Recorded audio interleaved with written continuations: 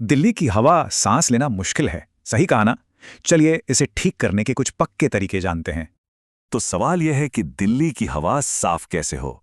सीधे समाधानों पर आते हैं। कहते हैं ना, हर बड़े बदलाव की शुरुआत घर से होती है, और ये बात यहां भी लागू होती है। तो ये 3 छोटे छोटे कदम हैं जो मिलकर एक बड़ा असर डाल सकते हैं।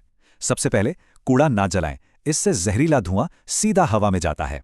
फिर इको फ्रेंडली प्रोडक्ट्स इस्तेमाल करें, ये प्रदूषण को जड़ से कम करते हैं। और हाँ, तुलसी जैसे पौधे लगाएं, ये घर की हवा को नेचुरली साफ करते हैं। अच्छा, घर की बात तो हो गई। अब जरा बाहर निकलकर मोहल्ले के लेवल पर देखते हैं। यहाँ 2 चीजें बहुत जरूरी हैं। एक तो हरियाली बढ़ाना, और दूसरा धूल को कंट्रोल करना। ज्यादा पेड़ पौधे लगाना मतलब एक लॉन्ग टर्म इन्वेस्टमेंट, हवा को साफ रखने के लिए। और धूल पर काबू पाने से तो फौरन राहत मिलती है, ये भी सच है। रोजमर्रा के सफर का तरीका भी हवा पर बहुत असर डालता है। आइए समझते हैं कैसे।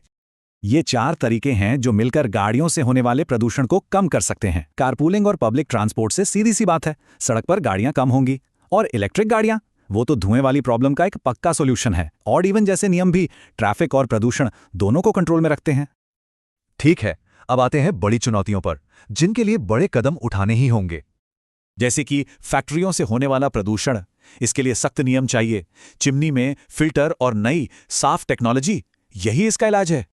एक और बड़ी वजह है पराली का जलना, जिसका धुआं सीधा दिल्ली आता है। इसका एक ही हल है, किसानों को हैप्पी सीडर जैसी मशीनें दी जाएं। तो बात साफ है, ये हम सब की मिलीजुली जिम्मेदारी है।